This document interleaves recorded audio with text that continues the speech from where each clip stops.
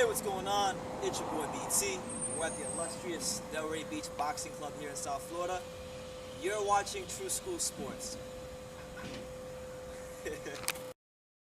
Alright, Brett and Taylor here at True School Sports. We're here once again with the one and only Stacey McKinley. How you doing, Stacey? Just fine. Everything is good. Everything's great. The heavyweight division is booming right now. The heavyweight division is booming, and I got the #1 contender in the world ready to fight for the world title against Manuel Shaw, the Trevor the Dream Bryant. Gonna be the only USA heavyweight. Yeah. All the belts are gone. All the belts are in Europe. God bless America, and Trevor Bryant would definitely bring the belts back to the United States. Yeah, it looks like the way things are shaping up right now that he's if he wins the next couple of fights, he might be the last American heavyweight hope. The last American, that's it. I call him the American Dream. You know, that was his name. Yeah, Trevor yeah. Bryant, the Dream. But yes, the heavyweight division is shaping up. We've been waiting on this fight a long time. We signed contracts to fight other contenders. They all backed out. But now we won the purse. Don King won the purse bid. And now we're getting ready to do this fight. The fight got to be done by May the 30th or May the 23rd. Okay.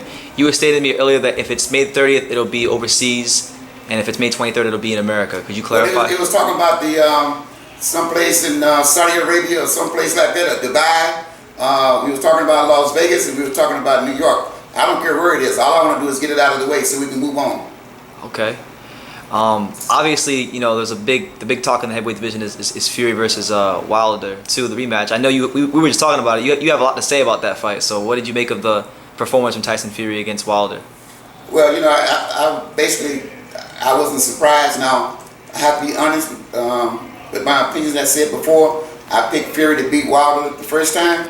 I picked Fury to beat Wilder the second time. But when I saw Fury weigh in at the weigh-in, he weighed in at 270 pounds, 73 or whatever, 75 pounds. Then I went from favoring Fury to making a 50-50 fight because I thought maybe too much weight for him, because I thought that he would fight his old style, moving around and ducking and moving like that. And I knew that weight would cause a problem. But then he made an adjustment and went to Detroit, you know, and got one of my old boys out of Detroit. And he readjusted him and made him a boxer puncher, basically, because of his height and his style. And when I saw him come out that way, I knew it was going to be a problem for Wilder. I knew it was going to be a devastating problem for him, you know, because Sugar Hill and all those come from Detroit. We all come underneath the Manuel Stewart and all those guys, so we basically have the same type of skill set. Yeah, he fought him with the Krog Gym boxing style. For those out there who may not know about the Krog Gym boxing style, like what would you say are the philosophies or what's the way of thinking when you fight the Krog style? Well, if you fight the Krog style, everybody know that most of the Michigan fighters, Midwest Michigan fighters, and coming out of Detroit, we all got jabs, left hooks, and right hands. And you know, Sugar Hill knew that Fury got a good jab, got an excellent jab. He got a decent right hand, so he worked on his right hand, and he has a good left hook. And by his size and his rhythm, body rhythm, I don't know where he got all that rhythm from, but by his body rhythm, he knew that, hey, you need to come forward. And he knew that Wilder could not fight backing up, and he didn't have the defense for that. Yeah. Okay. What would you rank that performance among like the all-time great like heavyweight performances like in the big fights? Like, well, I can't put that fight in the category of all the all-time great fights, because the fighters themselves has a long ways to go to be a Joe Louis or Muhammad Ali, Larry Holmes, and all of. It's not in that category.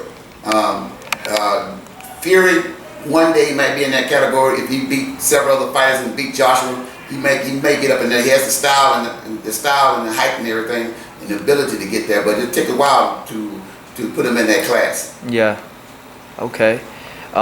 He seemed to like strip Wilder of his dignity in the fight. Like, to be honest with you, do you believe like Wilder will be able to recover from this because he built so much of his reputation on fear and the right hand and being a power puncher? So like, do you think it'll be the same psychologically? Well, I don't know where Wilder is psychologically. I just can't put my hand on it. But I will say this: there is a problem there. There's a psychological problem there somewhere, and I'm gonna tell you why. It's because of all the different reasons he's putting out there why he lost the fight. Well, I lost the fight because I wore a 40-pound outfit and a costume, and it took my legs from me. There was some type of Fury did something with the gloves, the left hand gloves, and and there's a conspiracy with Hill this kid named Darrell, and there's a conspiracy there, and come on, man, all these different excuses and all these different problems. The problem is you needed some help. You needed some help. You need your basic fundamentals. He doesn't need a whole lot. You need basic fundamentals. First of all, he wasn't able to fight backing up. Number two, you don't have the defense against a good boxer like that. Okay, you're not killing right hands. You're not slipping jabs. You're not knocking down right hands. Your defense is more of a rope-a-dope style defense, which you all got from Muhammad Ali, not realizing that wasn't a technical move. That was a move that Ali had to use because George Foreman was so big and coming so hard, so he did it like this. And so everybody thought, oh, that's good technique. That's not good technique. That was the defense that only defense that he had. Yeah, so now you see a lot of young fighters doing this, and they get hit with jabs and hooks behind the ears and all this type of thing. And the old trainer told me in Detroit, so that's one of the worst things that the fighter can do. But I don't teach that. I don't teach that type of defense. But Wilder used that type of defense, and he couldn't, and Hill knew that he couldn't fight backing up. And another thing is, his feet are so far apart. The man about 6'7". His feet are so far apart. So when he spread his feet, his height go down. What he should be doing is fighting tall. He should be fighting tall. It's just an adjustment. He needs a few adjustments. Adjust his feet, bring him in a little bit closer, put him in the boxing style, work behind that long jab, different types of jabs, tighten up his defense a little bit, and fight tall, and he'll be a different fighter. He'll be a totally different fighter.